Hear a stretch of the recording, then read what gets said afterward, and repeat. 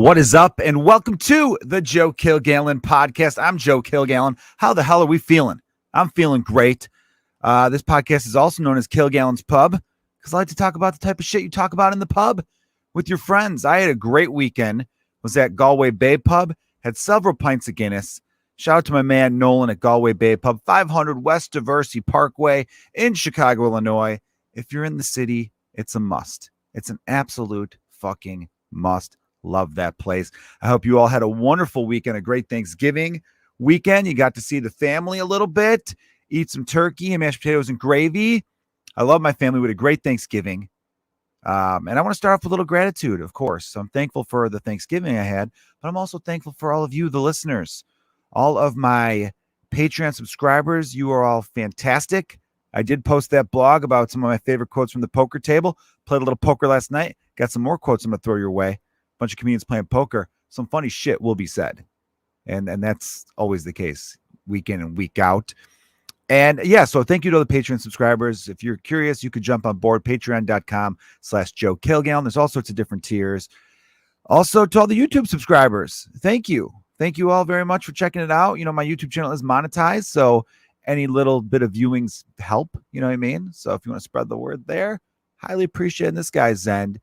And of course, I was going to say like TikTok followers too. Thanks to everyone. You guys are the shit. All right. Also, thanks to the Laugh Factory in Chicago. Holy fuck, man. I did 2 amazing shows there on Saturday night. And then I did one last night, Tuesday night. I'm recording this Wednesday night. You're listening to this on a Thursday, perhaps, or watching it. And damn it, dude. The Tuesday night show was the best. That's right. Compared to 2 I did on Saturday. The 2 on Saturday were still awesome. But the Tuesday, my God, I don't know what these people are doing to get such a great crowd out. So shout out to Curtis at the Laugh Factory and the whole staff. Everyone there is amazing. And the people, all the people in the crowd, you know what it is?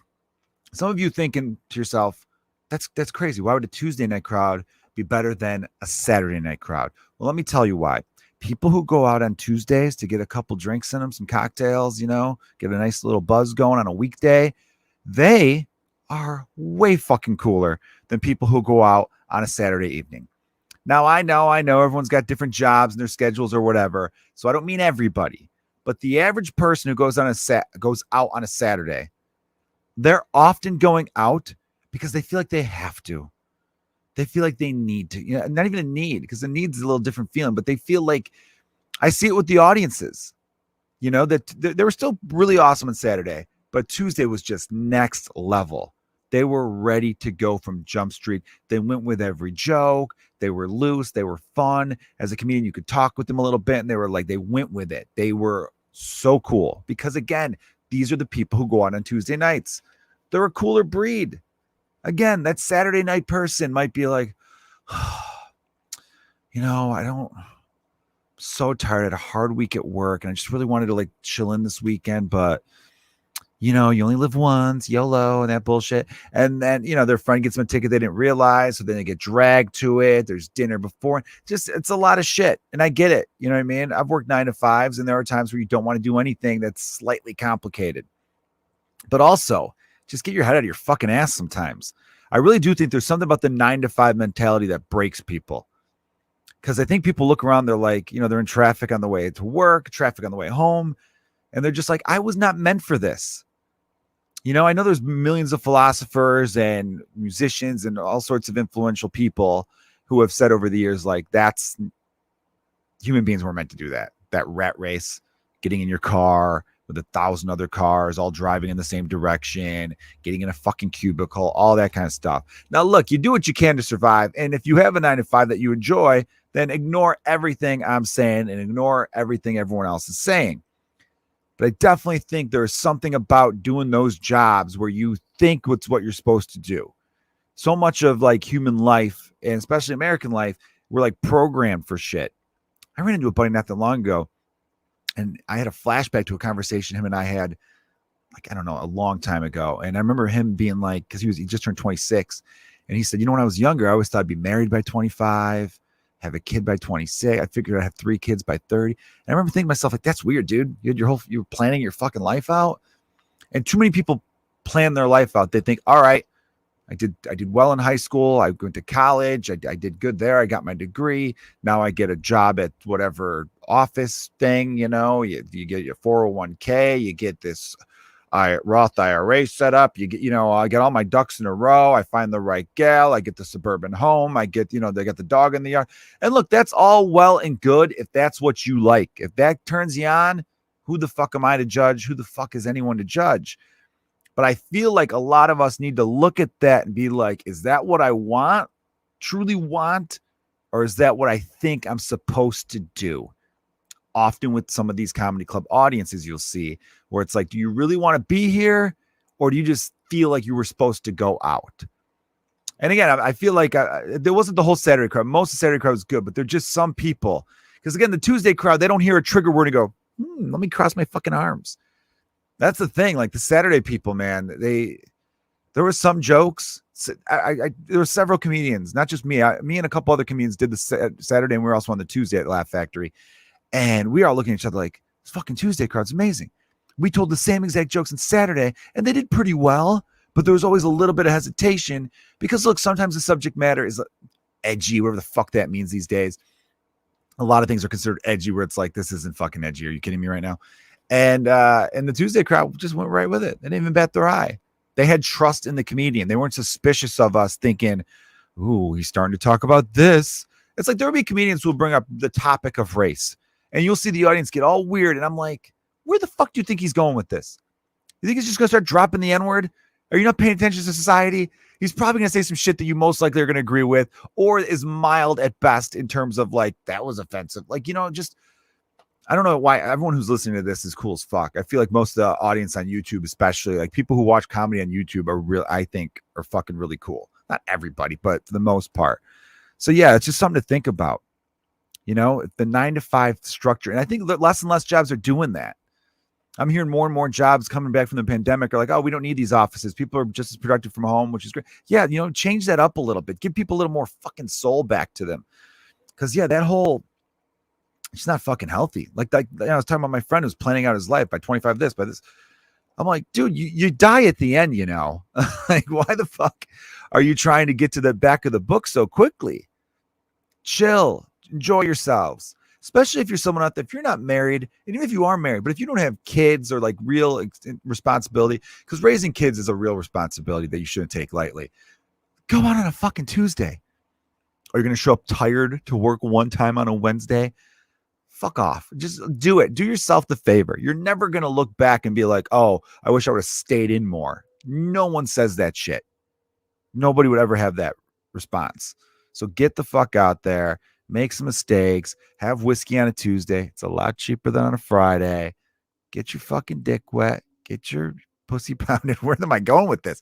I don't know. I was trying to make it fun for all ages. So yeah, that's the message up top. But yeah, man, I remember thinking to myself, one of the luckiest things about not working in the 9-to-5 world, and again, if you like that, that's great, but is the fact that I could drink whiskey on a Tuesday. I like that. Whiskey on a Tuesday. Sounds like a country album, right?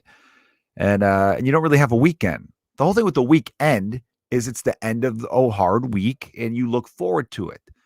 You look forward to the weekend. When you don't work a Monday through Friday gig, and working on Saturdays and Sundays can suck sometimes because you miss out on stuff that the rest of society's doing, like, watching football or whatever. And when you don't have a weekend, though, like every day's great. I feel like. You're not like, oh, I can't wait till Friday. Like, what was so special about Friday? I'm gonna get drunk on Friday. I got drunk last night. It's not, you know what I mean? It's not like those 2 days. We don't have to just pigeonhole ourselves to that world, So that's something to think about right there. Yeah, I do hope everyone had a great Thanksgiving. I've had a great week. I'm rolling right now. I am rolling. Poker was fun last night. Won some money. Played some strong hands. Didn't really make too many mistakes. And yeah, solid evening.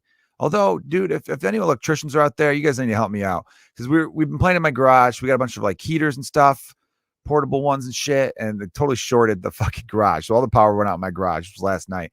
Then we had to gather up all the shit. We went to my buddy, this comedian Greg Bartusiak. What up, Greg? We went to his garage, set up the power there, and fucking did the same shit. We should have thought like maybe it's this combination. Maybe we shouldn't be doing it this way, and it shorted everything. So that that was a real bummer. And then we luckily just went into his basement like human beings. We don't need to be garage dwellers. But a lot of my friends like to smoke, so they dig being in the garage. You know, you can be puffing smoke, weed smoke, cigarette smoke, or whatever in someone's basement. It just feels a little wrong. All right, then. The Beatles documentary. I just got a text from my younger brother about the Beatles documentary. It's called Get Back. It's on Disney Plus right now, everyone. Now, look, if you're not into watching the creative process, it's going to be kind of boring for you. And if you're not a Beatles fan, it might be. I was digging it. I'm a Beatles fan. You know, I got into the Beatles when I was a little kid with my dad. But then I lost track of the Beatles through my teen years and stuff. It was like one of those things where when they came up, you'd be like, oh, yeah, the Beatles. Who's going to love the Beatles? And one of my favorite lines in any movie is in the movie Superbad, when Jonah Hill is telling Michael Cera's character about all the guys this one girl that they were into used to date. It's like, you ever seen the guys that chick that used to date? Like the one guy, he looks exactly like Zach Morris. Tommy something or other. Dude's had a six-pack since kindergarten. And Michael blah, blah, blah. You ever looked into his eyes? It's like the first time I heard the Beatles. Like that line in Superbad, it was like the first time I heard the Beatles. That's hilarious. And a true thing. I think everyone the Beatles did have this special thing. I know some people have it in their personality, be like, fuck the Beatles, overrated. And it's like, all right, Tommy Tough Nuts over here. It's a cool guy. Cool guy, everyone. We got a cool guy alert. This guy doesn't like the Beatles. He's fucking cool. What other conventionally adored things do you hate? If you think Christmas is dumb too, what else you got? God, those people annoy the shit out of me. They do. Because look, and if it's one thing if you legitimately don't like them, but if you go out of your way to shit on them whenever you get the chance, it's just weak. It's a weak mentality to have, to take the thing that everyone else loves and go out of your way to be like, oh, it's garbage. It's fucking terrible. What else do you people enjoy? Pizza? That stuff sucks. Ooh, grease and sauce and cheese. Boo. Like, I mean, it's just jerk off more, man. You'll be happier. All right. So the documentary is, I don't want to spoil it for anyone, but if you're into the creative process, it's cool because it shows them they went in the studio and just started writing songs in the studio. So they were really working them out. And it's cool in the regard to be like, I know how this song ends up. And you'll hear like Paul working out the lyrics to Get Back. And he's like, should I say this? And John's like, well, George is kind of throwing his 2 cents. Although Paul and George did not get along during that time period at all. So a lot of it's like the question of who broke up the Beatles. So you kind of get a little sense of what happened in there. Which I'll get to in a second. But while Paul's trying to figure out the lyrics, the lyrics. He was trying to get the lyrics where it's like, so how's it? JoJo was this something? Oh, from Tucson, Arizona. He left his home in Tucson, Arizona, looking for some California grass. Get back. I can't sing, but and he's struggling to get to the California grass part. And you're watching like, dude, it's fucking right there, California grass. But then you realize, oh, wait. In hindsight, of course, I know what it is now. And I'm talking to someone fucking 60 years ago or some shit. When was it? 1969. So yeah, 51 years ago. So yeah, it's a little different on your end. It's like when you watch a scary movie and you're like, it's behind you, fuckhead. And then, yeah. So except for this is real life, not scripted. And yeah, so it was really cool there. But as far as like what ended up, because this was like, this whole sessions, the Get Back sessions, that's why it's called Get Back. It turned out to be what ended up being the Let It Be album, which came out after Abbey Road. So they kind of like were pissed off during all this. At the end, there was some anger, and they did this cool rooftop concert where they seemed to enjoy themselves there. And then they took a break, and all sorts of stuff happened. I think John Lennon got into a car accident. Ringo did a movie. Then they came back and reconvened and came up with Abbey Road, which I guess the recordings for that were just like fine. But the problems with the Beatles started with the White Album. It was a double album. And Brian Epstein, who was their manager, died at the end of 1967. In 67, they did Sgt. Pepper Lonely Hearts Club Band record, which was insane at the time. First concept album people credited for and just super influential. And they did the Magical Mystery Tour album and like little movie thing. So, and then Epstein, their manager, who they were all very close with, dies. It was in a car accident. And they kind of were like, they didn't have a leader. And John was doing some drugs at the time, and George was really finding himself spiritually. They went to India to do a lot. George Harrison got really into Indian culture. And then so Paul kind of stepped up as the leader, which was like great. At the time, I think they were a little appreciative of it, but then they didn't really like the way Paul was doing things. and Paul was a workhorse and he wanted to be in the studio all the time because they did stop touring in 66. And the reason they stopped touring is because they couldn't hear themselves. That's how crazy Beatlemania was. They would take the stage and it was just women screaming and passing out for an hour and a half. And there would be times where they're looking at each other like, what song are we supposed to be playing? I can't fucking hear my own guitar. I can hear myself sing. And it just got to the point where it's like, this is awful. And you can't even blame them for that, really. Anyway, I don't want to get too into the Beatles here, but I think, and everyone always wants to know why they broke up. And looking back, who gives a shit? They ended up all being friends with each other. I guess George and Paul still kind of had a back and forth relationship throughout everything. And, it gets sad when there was some legal stuff involved about who's getting what and the partnership being dissolved and all sorts of stuff like that. Because that was the thing too, without Brian Epstein, they're like, well, who's going to be our manager? And Paul wanted his new girlfriend / wife's family because they were attorneys, and John, George, and Ringo wanted the Rolling Stones manager to also manage them because they liked him a lot, a guy named Alan Klein. It's a lot of back and forth. But I think the biggest thing was, and could have kept the Beatles going, take a fucking break, boys. Take a break. I mean, they put out 12 albums in like a 7-year period. 7 or 8 year period, I think, which is just, it's not enough. It was like, you could have taken, they should have all just said after Epstein died, like, we need to rethink everything here. Let's take the year off. Let's get a little perspective on some stuff. We've been in this whirlwind of, the craziness of Beatlemania, and just, we're the most famous people on the planet. And it's true. At that point, there was no one in the history of the world more famous than the Beatles. I mean, I'm not talking about celebrity. Obviously, you could say like Jesus, George Washington. People knew their names more or whatever. But I'm talking about as far as like celebrity entertainers. The Beatles they became bigger than Elvis. And, I look at their discography where it shows like all the things, and the White Album was all right. Like, you look at it, 2 albums a year they were doing. And the White Album was a double album where they were all not getting along. That was 68. January of 69, you're going to go right back in for this Get Back project where they're going to come up with all this in a month and then have a big concert somewhere, their first live show in a while. And I like Paul's ambition and all that. And I think he thought that'll keep us together after what happened with the White Album 68 and all that. I don't know. If you're not a Beatles fan, this is probably really boring for you. Check it out. It's worth a look. Now I want to get into this, though. There is a story that came to my attention.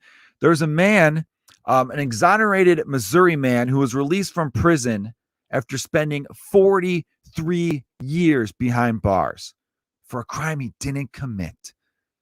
That to me just always makes me sick. And it happens. I feel like it happens enough where I've really changed my stance on the death penalty because of it.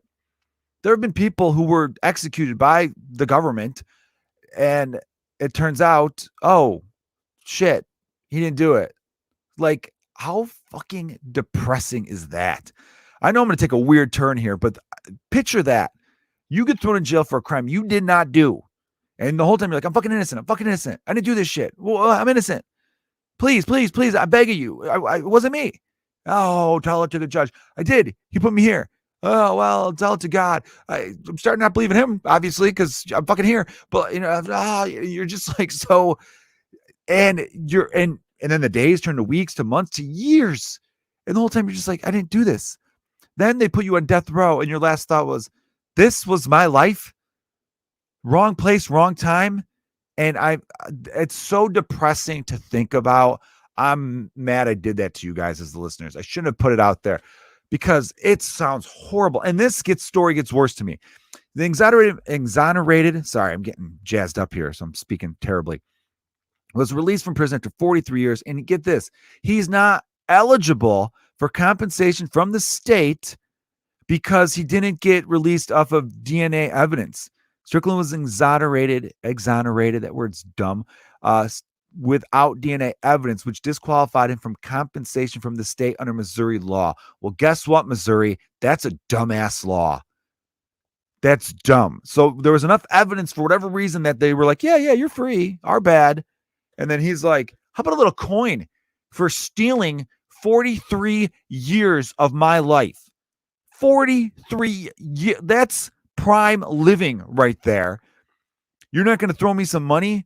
You're not going to, oh my God. Imagine. Well, I'm trying to think to myself, what would I demand after getting released from prison for 43 years for a crime I didn't commit? You know what I would demand? I would be like, hey, How about my dick's never not being sucked, number one? How about so much money I'm wiping my ass with it? How about, but the thing is, you're also been inside for 43 years, so you don't know what to do. You're like, I want one of those big ass TVs, the kind that if it falls on a cat, it murders it. I want, like, you're going to be asking for all the stuff that was like a big deal in like what, the late 70s or something, and or early 80s. So yeah, that's strange. You're going to be like, I want MTV, I want cable, and that's a lot of that stuff. People are like, that's real cheap, man. We got you hooked up there. It's like, I want a members only jacket, and I want a date with Cyndi Lauper. Like, you're gonna ask for a lot of things where, but I could, Jesus, man. It better be, I want free food. I want the best food. I want the best everything, because I'm going to make up for the 43 years you took from me. And here the state of Missouri is like, well, we didn't exonerate you because of DNA evidence. We didn't need DNA evidence. And our law says if it's DNA evidence, well, then we could throw you a couple bucks. And welcome to Missouri. We're awful. I'm not saying the people of Missouri are awful. I'm saying that your fucking government is, and that's a shitty ass state law. Thankfully, this is where people are pretty good, and hopefully the money keeps coming up. As of just recently, as of last, this is just as of Saturday, November 27th, he has GoFundMe, in which he's got up to $1.4 million. Yeah, it was this 1978 triple murder. So yeah, I'll give you a little more information about it. The attorney representing Strickland, the man's name is Strickland, told the Washington Post on Friday that individuals from around the globe have sought to aid her client. Strickland does not have retirement savings or work history to obtain Social Security benefits. You'd think they'd make an exception. You'd think they'd be like, hey, we know you weren't in the workforce for, the last 4 decades and change. We'll let you get some Social Security, though. We'll let you draw on it. Let's pretend you would have made this much money. I mean, my God. Just where's the humanity? Where the fuck is the humanity? Where's the compassion? Whatever senators in Missouri, I don't care what side of the aisle you're on, you should be stepping up being like, okay, well, we just did a horrible thing. 43 years of this man's life for a crime he didn't commit. How about we give him a lot of money, and we just ignore the stupid ass rules that were put in place? Imagine being the person. So he goes to the Social Security office, and then they go, oh, sorry, Mr. Strickland, you didn't work a job, so you don't get any of this. He'd be like, what can I get? Well, you don't qualify for anything. So I don't know, go lay in the street. Like, imagine me turn him away. It's crazy. It really is. Strickland doesn't have retirement savings, Social Security, as a result of the wrongful conviction. And Missouri only permits compensation from the state if an individual's innocence is proven as a result of DNA testing. Here's a quote. It's a very small minority of people who received that, Bushnell told the reporter. The vast majority of folks who are exonerated through non-DNA evidence, and the vast majority of crimes do not involve DNA at all. Yeah, exactly. Good point. There's a lot of crimes committed where you're not dripping blood and spilling semen as you're running away from the thing. It's dumb. This Missouri law that some piece of shit out there, for whatever reason, because they're those people who are like, well, maybe you didn't do the crime, but you were clearly hanging out with some people you shouldn't, and that's why you were arrested.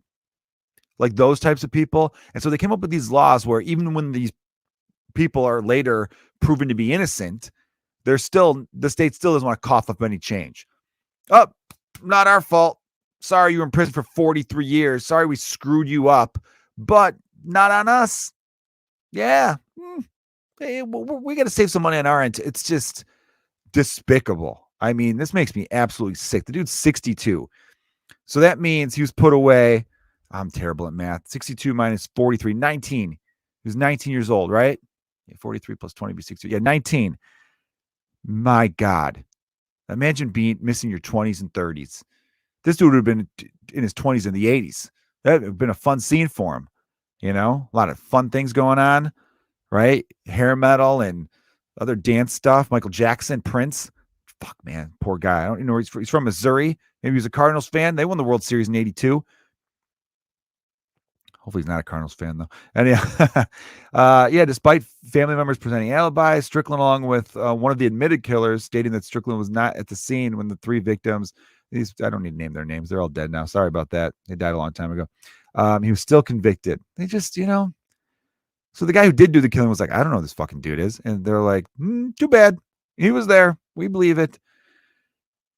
I just think if you're going to be that horrible This guy should be able to do Scrooge McDuck dives into gold the rest of his life, be on whatever beach he wants, season tickets, every Super Bowl. He should be able to go to every Super Bowl, all March Madnesses, concerts. I mean, whatever he wants. He should have a special card. If you end up in jail especially for 43 years for a crime you did not commit, the government should give you a special card in which anywhere you go, you show the card and you get free things. You know, you want to go to a big Metallica concert, you show up, they're like, do you have a ticket, sir? I got this card. Oh, right away. We are so sorry. You know what? We're going to get you the best seats. Sweet. You want a suite? That's what it should be like. You should show up to the airport. You got a ticket? No, I got this. Oh, first class. Like, that's what it should be. That should be the card for so sorry. We took 43 years of your life from you. Unbelievable that the state of Missouri and even the federal government isn't stepping in to actually take care of this guy. Because again, he's 62, and I'm glad GoFundMe's raised him over $1 million or so. But it's not enough. It's just not enough. No. What's that famous quote at the end of not the end, but from Iron Man's dad in Avengers Endgame?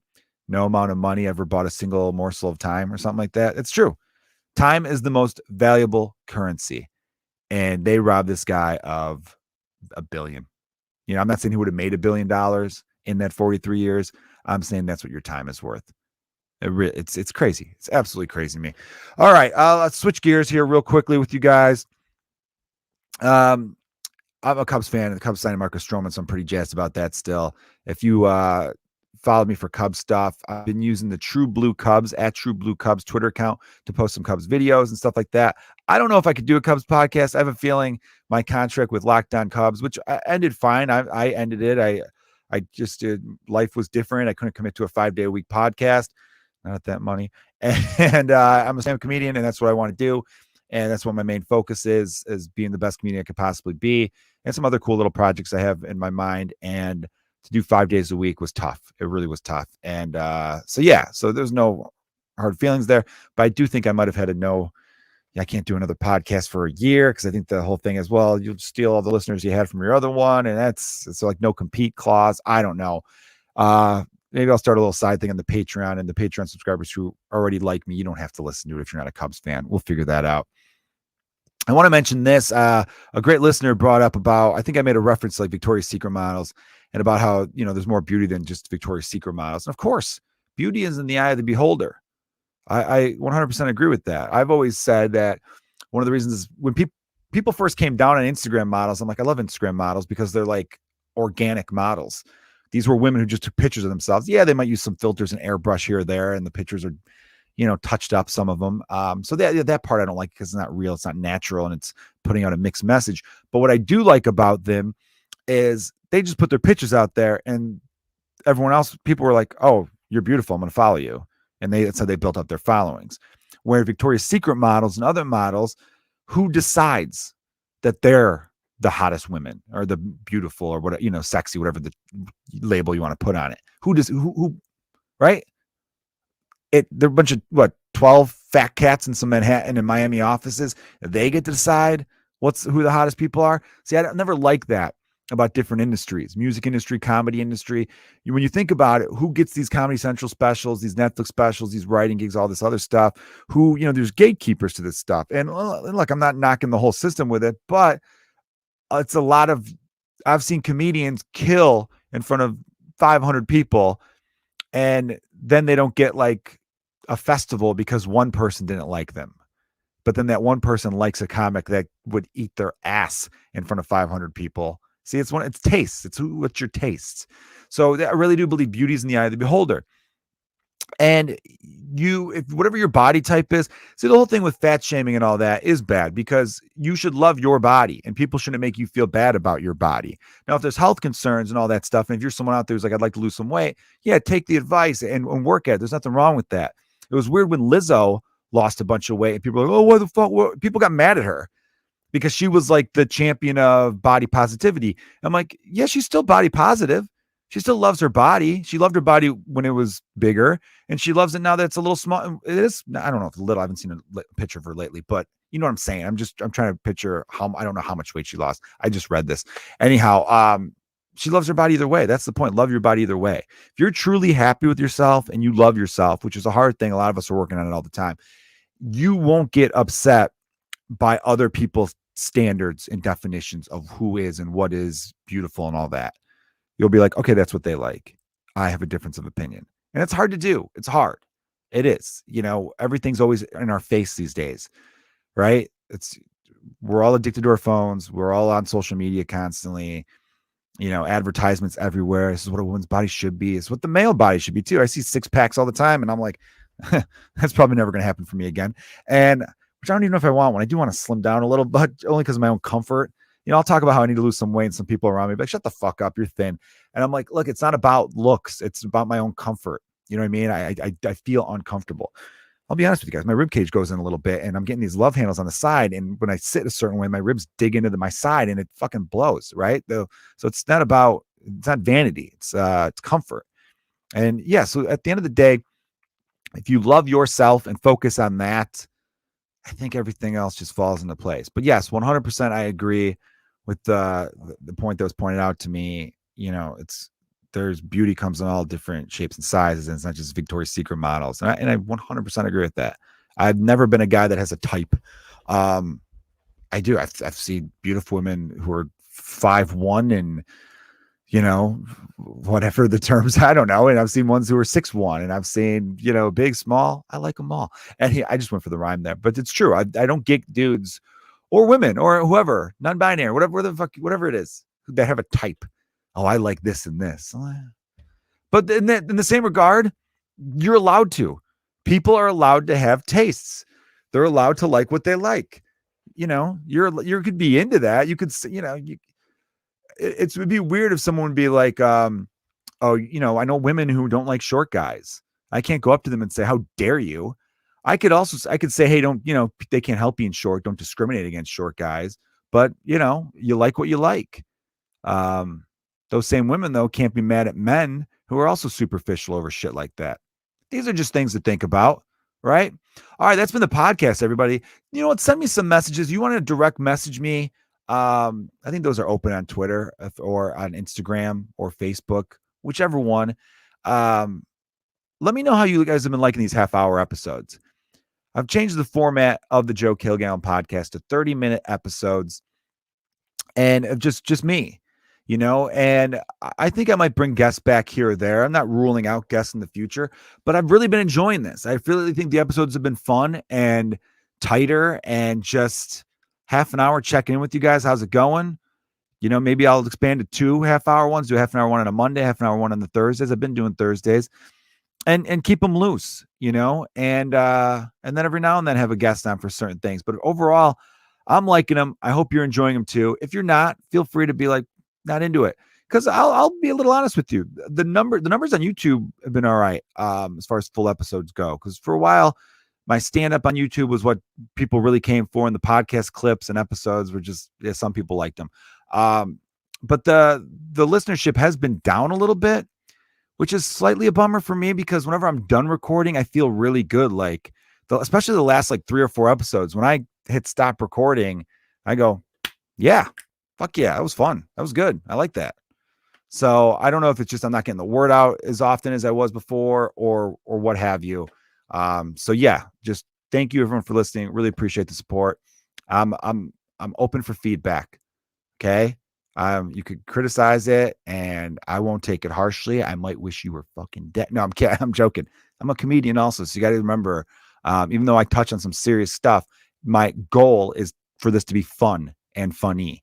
Even though I'm talking about people who've been in jail for 43 years for crimes they couldn't commit. Why'd you bring it up again, Joe? We already depressed everyone with it. All right, you guys are the best. Thanks for listening to the Joe Kilgallon podcast.